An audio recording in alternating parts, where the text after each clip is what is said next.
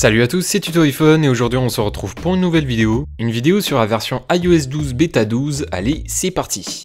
C'était qu'une question de temps. Dans la journée du 31 août a eu lieu un terrible bug qui a impacté énormément d'utilisateurs sur une utilisation quotidienne de leur appareil iOS. Cela a créé un compte à rebours pour une demande de correction auprès d'Apple, ce qui a été fait dans la soirée du même jour.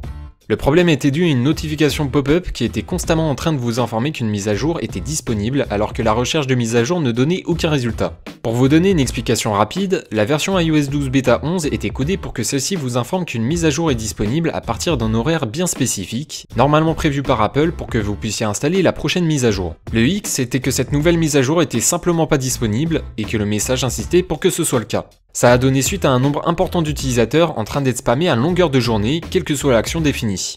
Donc cette 12e bêta d'iOS 12 résout le problème et c'est le principal. Elle affiche une taille d'environ 100 mégaoctets. Elle a comme nom de version 16A5366A.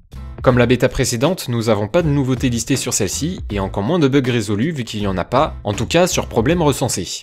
Parlons de la batterie. Ayant effectué des tests, j'ai constaté une baisse de performance lorsque celle-ci est constamment utilisée sur des applications gourmandes. En comparaison avec la bêta 9, en jouant sur la durée, la bêta 12 est légèrement moins performante. Sur une utilisation normale, la batterie donne à peu près le même résultat que les précédentes versions, voire même un peu mieux, mais restons au fait que cela se joue à pas grand chose.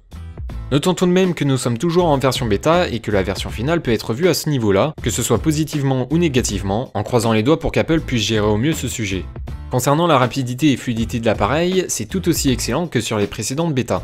J'ai constaté une légère amélioration sur la fluidité et la RAM utilisée sur l'ouverture des applications et le rafraîchissement des données.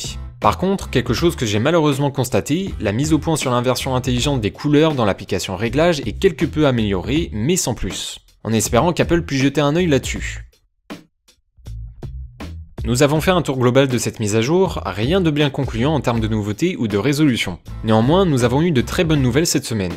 La date officielle de la Keynote a été annoncée pour le 12 septembre, ce qui veut dire que la version officielle d'iOS 12 sera au sujet de cette Keynote. Cette semaine a été riche d'informations car nous avons eu le droit aussi à un avant-goût des prochains iPhones disponibles qui seront annoncés le jour de la Keynote, suite à une erreur d'Apple. Le site 9to5Mac a eu accès à ces informations pour nous les dévoiler. Des fonds d'écran sont ainsi proposés par la même source avec une basse qualité et qui peut au moins vous mettre dans l'ambiance en attente du jour final. Les liens sont en description de vidéo. Avant de terminer, reprenons les mises à jour bêta. Actuellement, la version est stable. Les bugs apparents sont pas impactants en termes d'utilisation quotidienne, mais soyons sûrs que cela soit résolu lorsque la version GM sortira. Beaucoup d'utilisateurs demandent si c'est bon ou pas d'installer cette bêta, et personnellement je vous donne le libre choix de faire ce que vous voulez, dans le sens où cette version est stable et son installation n'est pas un grand danger avant la sortie officielle. Dorénavant, c'est qu'une question d'envie. Nous allons bientôt avoir la version Goldmaster, et c'est plus qu'une question de jour. Enfin, dernièrement, un sondage a été mis à disposition pour avoir un avis sur ce que vous attendez avec impatience entre les nouveaux iPhones et la version 12, et si c'est le cas de le dire, vous vous y êtes mis à fond. 50-50. 2000 votes ont été donnés et le résultat penche entre les nouveaux iPhones mais à quelques pourcentages près. Merci à tous d'avoir participé. Un nouveau sondage est actuellement disponible pour l'utilisation de la batterie, n'hésitez pas à donner votre avis sur l'expérience que vous avez sur cette 12e bêta. Et voilà, c'était Tuto iPhone, j'espère que la vidéo vous aura plu. Si c'est le cas, n'hésitez pas à laisser un petit like ou partager la vidéo si vous le souhaitez. Vous pouvez aussi laisser un commentaire. Je vous laisse, à la prochaine, salut salut!